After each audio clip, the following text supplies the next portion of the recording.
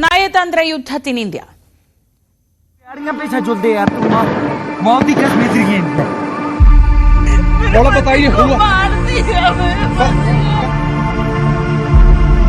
हम Indian army है, बैठो. Okay, don't worry. You okay? You need a water, sir?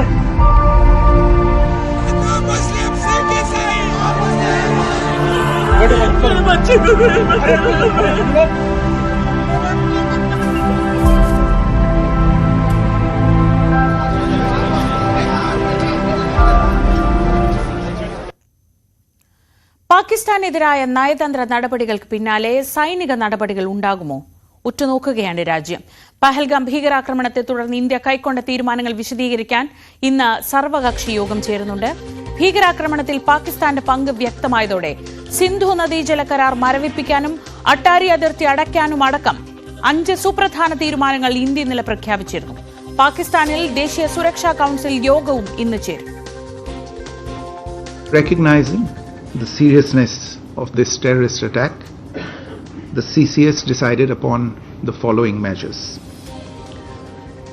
1. The Indus Waters Treaty of 1960 will be held in abeyance with immediate effect until Pakistan credibly and irrevocably abjures its support for cross-border terrorism. The integrated checkpost Atari will be closed with immediate effect. Those who have crossed over with valid endorsements may return through that route before 1 May 2025. 3. Pakistani nationals will not be permitted to travel to India under the SARC visa exemption scheme visas. Any SVAS visas issued in the past to Pakistani nationals are deemed cancelled. Any Pakistani national currently in India under SVES visa has 48 hours to leave India. 4. The defense, military, naval and air advisors in the Pakistani High Commission in New Delhi are declared persona non grata. They have a week to leave India. India will be withdrawing its own defense, navy and air advisors from the Indian High Commission in Islamabad. These posts in the respective High Commissions are deemed annulled. 5 support staff of the service advisors will also be withdrawn from both High Commissions. 5 support staff of the service advisors will also be withdrawn from both High Commissions. 5.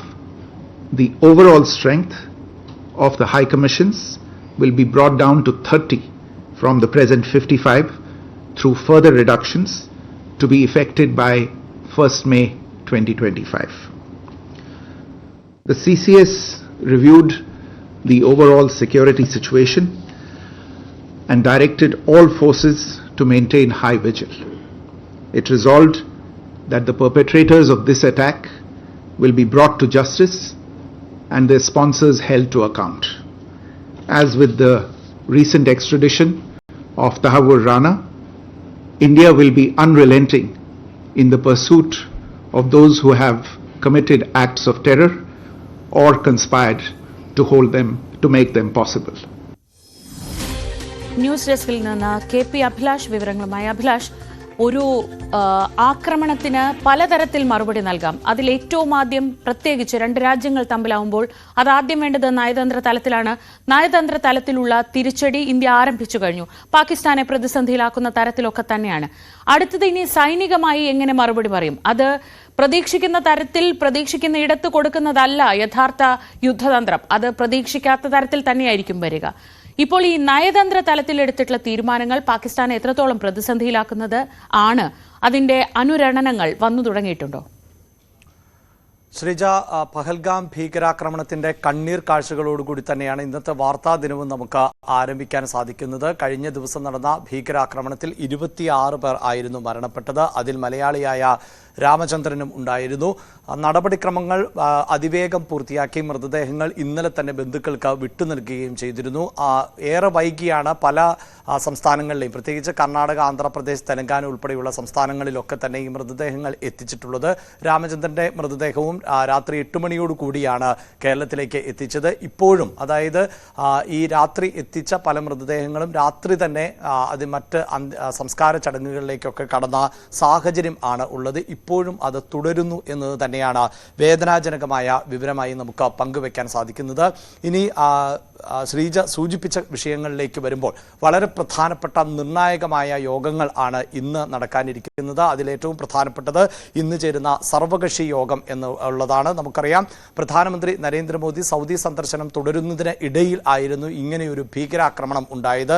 ആക്രമണത്തിന്റെ വ്യാപ്തി മനസ്സിലാക്കിയ അതേ ഘട്ടത്തിൽ തന്നെ ആഭ്യന്തരമന്ത്രി അമിത്ഷായ്ക്ക് നേരിട്ട് കാശ്മീരിലേക്ക് പുറപ്പെടുവാനുള്ള നിർദ്ദേശം ആയിരുന്നു പ്രധാനമന്ത്രി നൽകിയത്. മണിക്കൂറുകൾക്കകം തന്നെ അമിത്ഷാ കശ്മീരിൽ എത്തിയ സാഹചര്യം ഉണ്ടാകുന്നു. കശ്മീർ മുഖ്യമന്ത്രി ഒമർ അബ്ദുള്ളയുമായി അടക്കം കൂടിക്കാഴ്ച നടത്തുകയും ഉന്നത സൈനിക ഉദ്യോഗസ്ഥർ അടക്കം പങ്കെടുത്തുകൊണ്ട് കശ്മീരിലെ സ്ഥിതിഗതികൾ വിലയിരുത്തുകയും ഒപ്പം തുടർ ആക്രമണങ്ങൾ തടയുന്നതിനുള്ള അടിയന്തരമായ നീക്കങ്ങൾ സ്വീകരിക്കുകയും ചെയ്തു. അതിനുശേഷം ഇന്നലെ ആണ് സുരക്ഷാകാര്യ സമിതിയുടെ യോഗം ചേരുകയും അതിനുശേഷം ഒരുപക്ഷെ ഇന്ത്യയും പാകിസ്ഥാനും തമ്മിലുള്ള നയതന്ത്ര ബന്ധങ്ങൾ ഏറ്റവും വഷളാകുന്ന തരത്തിലേക്കുള്ള കടുത്ത തീരുമാനങ്ങൾ ഇന്ത്യ കൈക്കൊള്ളുകയും ചെയ്തത്. അങ്ങനെ ഇന്ത്യ യഥാർത്ഥത്തിൽ പാകിസ്ഥാനുമായുള്ള നയതന്ത്ര യുദ്ധം ഇന്നലെ ആരംഭിച്ചു എന്ന് തന്നെ നമുക്ക് പറയാൻ സാധിക്കും. എന്നാൽ ഇനി സൈനിക നടപടി എന്ത് എന്ന് തന്നെയാണ് രാജ്യം ഉറ്റുനോക്കുന്നത്. അതിൽ പ്രധാനപ്പെട്ട നടപടി എന്നത് ഇന്ന് ചേരുന്ന സർവകക്ഷി യോഗം തന്നെയാണ്. നമുക്കറിയാം, ഇങ്ങനെയൊരു ഭീകരാക്രമണം ഉണ്ടായതിനു ശേഷം ജാതിമത ചിന്തകൾക്ക് അതീതമായി, രാഷ്ട്രീയ ചിന്തകൾക്ക് അതീതമായി രാജ്യം ഐക്യത്തോടെയും അഖണ്ഡതയോടെയും നീങ്ങുന്ന കാഴ്ചയാണ് ഇപ്പോൾ കാണുന്നത്. ഇതിനു മുമ്പും ഇന്ത്യയുടെ ചരിത്രം അത്തരത്തിൽ തന്നെയാണ്.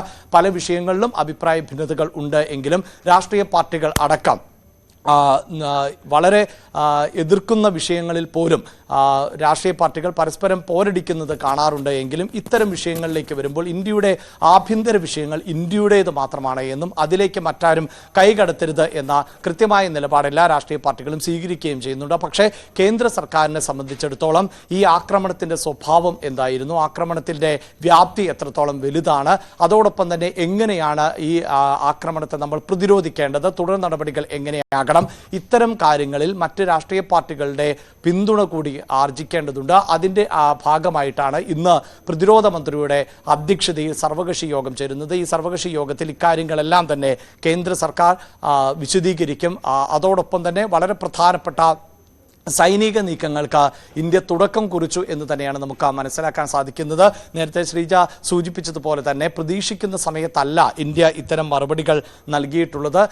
അപ്രതീക്ഷിതമാകുന്ന ഒരു സമയത്ത് തന്നെയായിരിക്കും മറുപടി നൽകുക. അതോടൊപ്പം തന്നെ സൈനിക നീക്കം വളരെ പെട്ടെന്നുണ്ടാകും എന്ന് നമുക്ക് അനുമാനിക്കാനും സാധിക്കില്ല. കാരണം പാകിസ്ഥാനുമായുള്ള നയതന്ത്ര ബന്ധങ്ങൾ വിച്ഛേദിക്കുന്ന, അത് പൂർണ്ണമായും എന്ന് നമുക്ക് പറയാൻ സാധിക്കില്ല. ഇപ്പോഴത്തെ ഈ നയതന്ത്ര യുദ്ധം പരിഗണിക്കുമ്പോൾ ഇനി സാങ്കേതികമായ നയതന്ത്ര ബന്ധം മാത്രമാണ് ഇന്ത്യ പാകിസ്ഥാനുമായി പങ്കുവെക്കാൻ പോകുന്നത്. ഒരു അയൽ രാജ്യം എന്നുള്ളതോ സഹോദര രാജ്യം എന്നുള്ളതായ ഒരു പരിഗണനയും ഈ ഘട്ടത്തിൽ ഇന്ത്യ നൽകുന്നില്ല എന്ന് വേണം നമുക്ക് അനുമാനിക്കാൻ.